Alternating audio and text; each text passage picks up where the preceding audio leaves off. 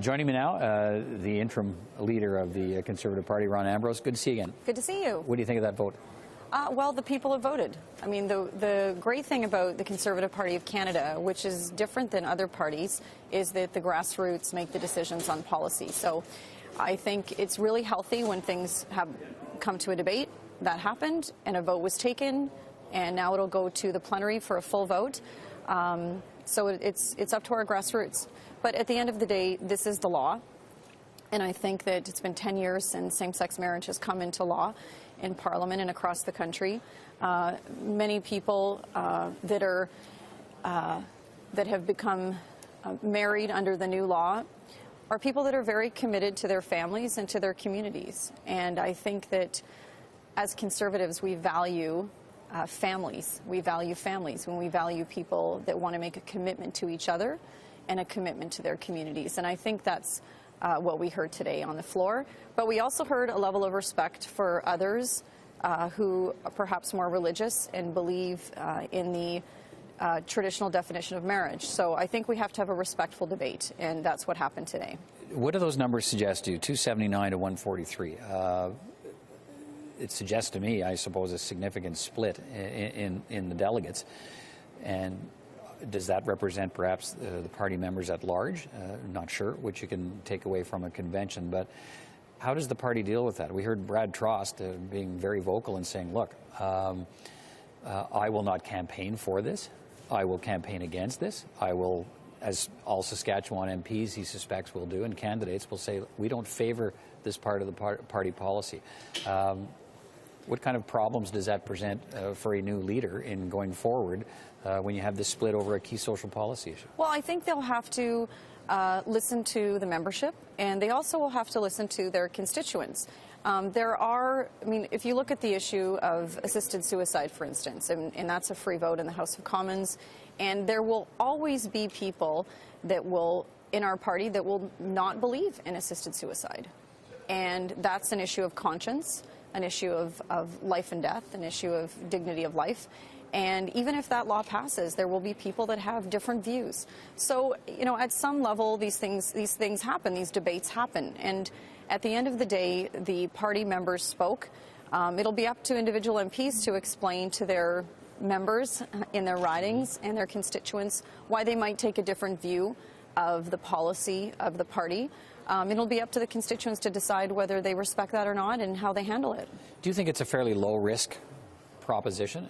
Some people would say, well, the Conservative Party takes this position on same-sex marriage, and for social conservatives in the party who don't like it, where are they going to go? Well, I think you also have to recognize that this was brought forward by a young woman member of the party. It wasn't brought forward by the executive of the Conservative Party of Canada. Right. It was brought forward by a member. Yeah, a young woman who actually I know. And it was brought forward by other people in other parts of the country as well. In fact, it passed as a resolution in almost every single province. This was not orchestrated by the executive of the Conservative Party. It came from the grassroots membership. It was brought here for a discussion and for a vote, and a vote was taken, and it passed. So we have to have a level of respect for the process, but we also have to have respect for those who, if they decide that this isn't something they want to support, they'll have to explain that to their membership and their ridings and their constituents as members of Parliament. But you know, so far it sounds like this is the direction the membership wants to take. We saw a very emotional Michelle Rempel on this, speaking to us a little earlier as well. What would your level of comfort have been as the interim leader Monday morning if the vote had gone the other way? Well, at the end of the day, I don't need to speculate on that because, you know, this decision was taken, and it was a vote, and it was a healthy debate, and a vote was taken, and I'm going to respect the view of the grassroots. I mean, I had my own personal opinion, and after 10 years, and after knowing couples that I am friends with that are gay and did get married, and I see the commitment they have for one another and for their communities and for their families, I respect their desire to get married, and it is the law in Canada. It's the law. Having said that, as I said, just like with assisted suicide, there's going to be parts of our party, and it's not just our party, where people may not agree with things, and they do have a right to speak out, and we have to respect that. There are some delegates who are alleging that you personally got involved as the interim leader in some of these social conservative issues, particularly abortion. They wanted to have a resolution brought here for discussion around regulating abortions in this country. Say you personally got involved and said you didn't want that coming to convention because it was bad for the party. Did you do that? No. What I said is I gave advice on, I was asked for some advice on how this might impact the leadership race. And I said, well, the leaders will have an opportunity to answer those questions. And I think it's not a bad idea to allow the leader, whoever the new leader is, to have a position, and people will then decide what leader that they want to support. And I just made the point that if it comes to convention for debate, that's healthy. And it was up to the policy committee. At the end of the day, we have a policy committee that makes all of these decisions. Right. And the leader is not part of the policy committee. And neither are the membership. This is set up as part of the process that the members created. And this policy committee goes through great lengths to make these decisions, and we have to respect their decision. And at the end of the day, if a member wants to bring anything to the floor here, they can. Anything. And you've seen that happen. So if they feel that this is something that they want to bring to the floor, it can happen. But I really, no, I did not intervene. And at the end of the day, it's really, I respect the policy process, and the policy committee makes those decisions. Okay. Tell me a little bit about this afternoon. There's going to be well, you describe it for us. It's described as back to blue. We're going to sort of a bear pit really session. Give us an idea of what it looks like. Sure. Well, it's going to be fun. I'm going to open it up with a short speech about where the party's at and where we'd like to go. And then we're going to have a panel. Stockwell Day and I actually are going to co-host a panel of some of our new members of Parliament, some of the potential leadership candidates, or people that have talked about wanting to be leadership candidates. We've got a really interesting group of people. Kevin OLeary obviously is one of them. Dan Lindsay, he's a surgeon, did 2 tours in Afghanistan, really interesting guy. So lots of people for everyone to get a look at. We're going to ask them some lighthearted questions and some serious questions. And then after that, we're going to have some one-on-one time with the declared candidates, with Dr. Kelly Leach, with Maxime Bernier, and Michael Chong, and get a chance to hear from them one-on-one. I know you got a couple things to address here.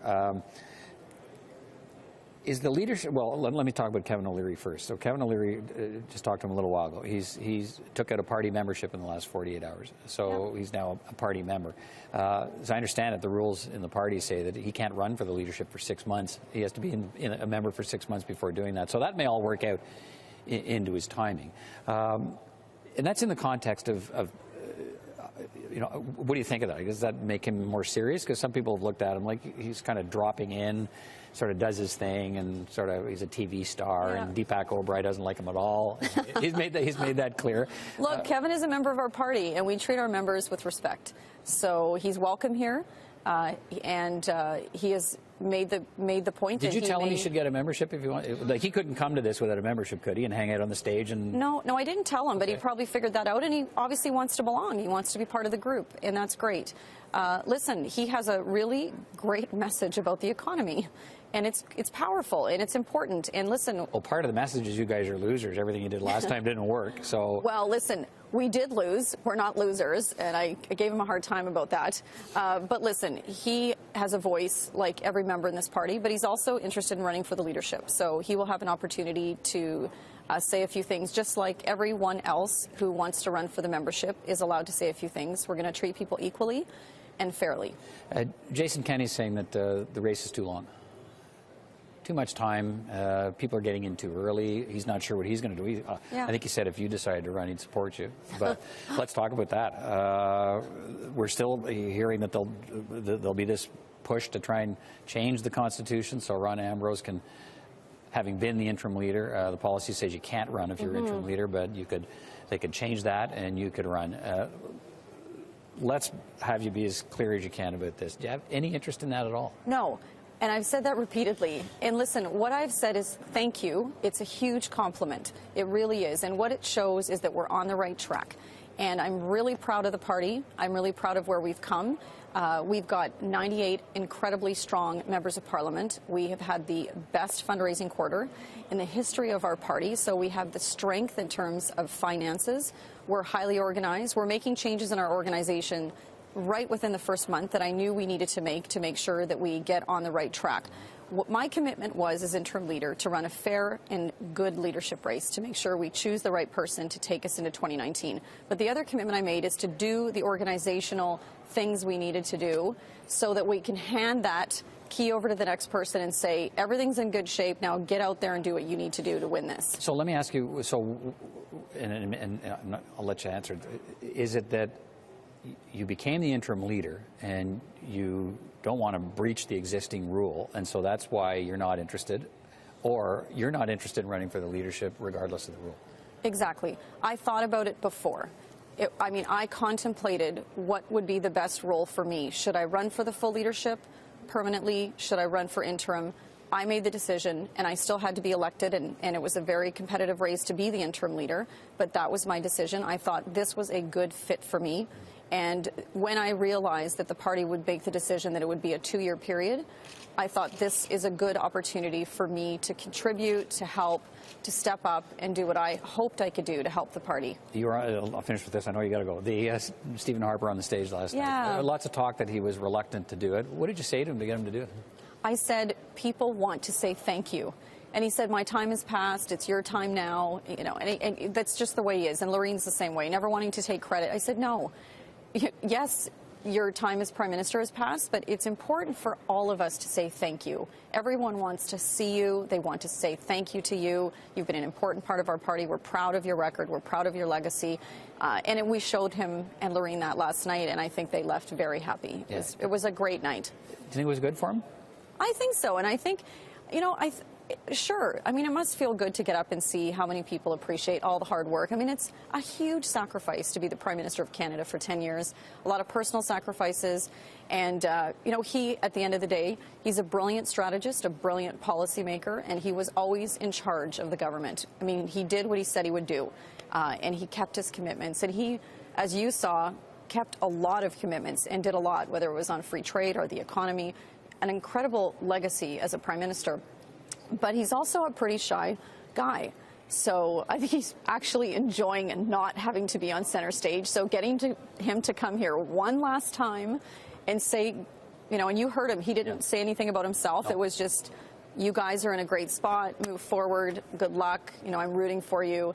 And he delivered that message to the membership, which I think was wonderful. But I told him, I'm going to say some nice things about you, whether you like it or not. So I had a chance to do that. You did. Rona Ambrose, thanks for your time, as always. Thank you. We'll talk to you again soon. Appreciate it.